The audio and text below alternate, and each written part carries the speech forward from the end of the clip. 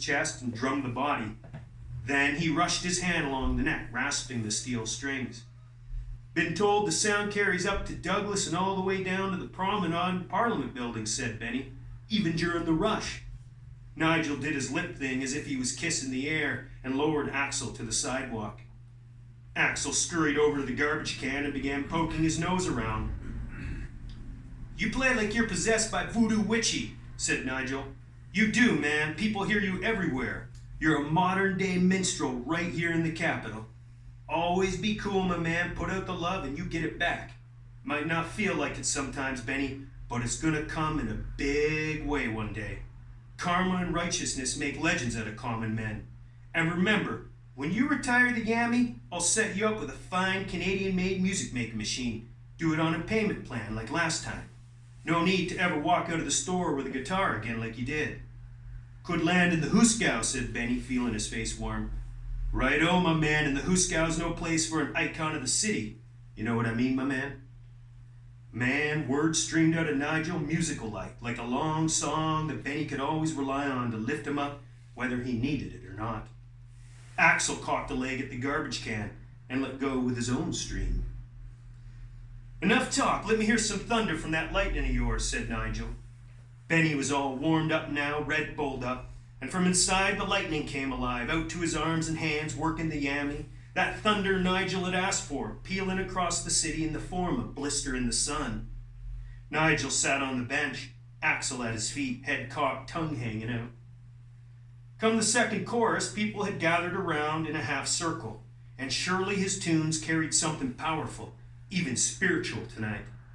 Heads bobbed along and feet tapped on the sidewalk. A black man who had puffy hair held a black woman with puffier hair. They swayed together as if they were a single willow branch moving in a light breeze. When the song ended, Benny started up with another. Nigel dropped a bill into the case and he and Axel left. The guy with the ponytail kind of looked like Jesus returned and sat down on the big bench and began air drumming with his fingers. A group of young people arrived. They were wearing white robes and layers of colorful beaded necklaces. Benny saw it all, but it passed right on through him, like those words from the man in the alley earlier, like light through a crystal, like those crystals Starla, his third foster mother, hung from above the eastern windows in her house and from the rear view in her rusty Volkswagen van, morning sun scintillating through in 1,000 places. He was like one of those crystals then, taking everything in and letting it pass right on through him. And even those thoughts passed right through him. There was no control needed, no sensation in his fingers. They clamped chords and strummed strings as if they were acting on their own, maybe possessed by voodoo witchy, as Nigel had said. The only way he knew he was still playing was from the sound of the big Yammy and the little Yammies and the smiling faces. All sorts of people began to show up. They looked unique when they first arrived, and then similar as they blended in with the others. In the window across the street above the flower shop, there were now 2 black shapes uniting and parting, really, really fast. He felt sweat trickling down his forehead, and so he whipped his head side to side, hurling sweat onto the sidewalk. When he finished the song, there were claps, yips, and a finger whistle, shrill like those bald eagles he had watched from the banks of the Cowichan River, circling in the blue overhead as he fished the blue below with his cousins, listening to his uncle share tales of the trickster who turned people and dogs to stone. Benny launched into another song written by the guy who wore the little round glasses who was shot dead in New York outside his apartment by the guy with the book. Coins glinted and flashed as they rained into the case. None of it mattered. He would have played if there was no one gathered around. He would have played if it were only the city's bricks and glass, alcoves and alleys, homeless and drug addicts. He would have played for free. He would have played if it were only for the ghosts that he passed by in the alleys. Benny was a pumping heart that would continue to beat long after the body had went to sleep. After he hit the final chord, he bowed at the waist, the sweat on his forehead dripping onto the sidewalk. He stayed that way for a moment, and then removed the Yammy and leaned it against the brick wall. As the audience began to leave, they tossed more coins and a few bills fluttered into the case. A single red rose wrapped in plastic, the kind the street vendors sold, lay inside on a pile of change. Benny had not seen who dropped it. He stepped over to the Suzuki and put his jacket on the seat. He reached into the bag for another Red Bull. Taxis were driving up and down the street, some occupied, others vacant. Benny stepped off the sidewalk, and when he heard the crosswalk on Douglas beeping, he turned and looked. There were people crossing the intersection, and heavy bass thumped from a dark SUV as it passed by. He unzipped his leather vest so his Pink Floyd t-shirt could breathe. He put another Red Bull back in 3 long gulps. There were people passing by on the sidewalk, but everyone had left the venue. He underhanded the empty can into the garbage and walked over to the brick wall and lifted the yammy by the neck and slung it over his shoulder. "Was that you I heard playing 10 minutes ago?" A woman with long, curly black hair stood there, seeming to have paused just to ask him the question. 4 other women about the same age had stopped further along, chatting away as if they had stopped just for her.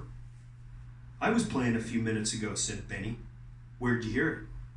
"On the main street," she said, "outside a bar waiting for drunk chicks," gesturing at the 4 women behind her. "Jess, let's go," said a woman in a squeaky voice. "They'll all be there and I want to get in." "There's a limit, it'll be full soon," said another. The other 2 moved slowly away.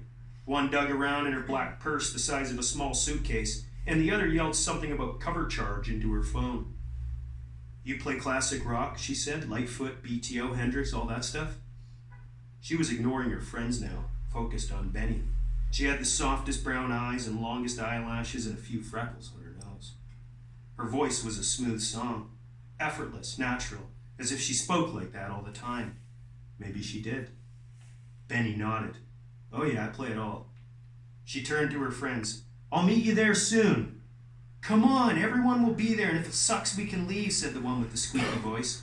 "We won't be stuck there." Her friends were drifting away, not paying any attention. "I'll catch up," she said. "Listen for your phone. I'll call when I'm on my way."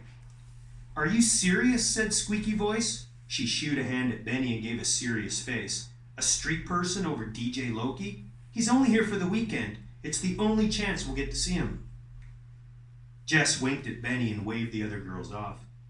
The girl with the purse marched back to squeaky voice and latched onto her arm and began pulling her along. The other one was still on her phone, walking backwards, unbothered by it all. "Please hurry," said squeaky voice. "Don't repeat last summer. Keep your phone on." Then she went along freely with the others toward the harbor. Benny felt a chill, his arms goosebump. Meant it was time to play. He interlocked his fingers and cracked his knuckles and whipped his head side to side until his neck cracked too. Jess sat down on the bench, crossed her legs, and strummed an air guitar. Benny grinned and looked down at the tip of his boot, feeling his face warm, scuffed his boot on the sidewalk. He figured she had that free-spirited, do the dishes tomorrow, don't worry, be happy, love and peace and happiness Woodstock way about her.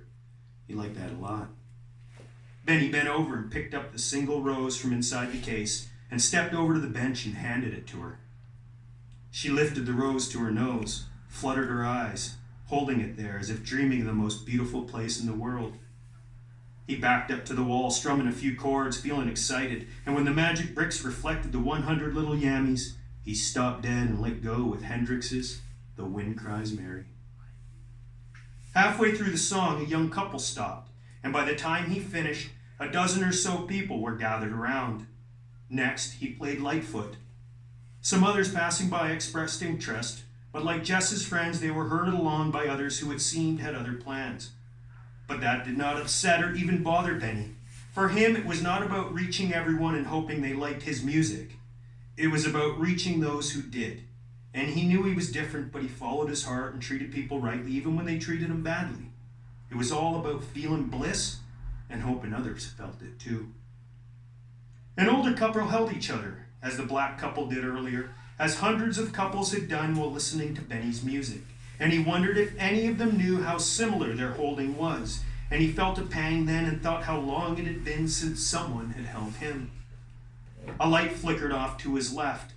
Corbin rolled up, one-handed in his wheelchair, waving a lit lighter back and forth. A bald man in a Hawaiian t-shirt sparked his lighter next, started waving it. 2 more lighters flamed to life.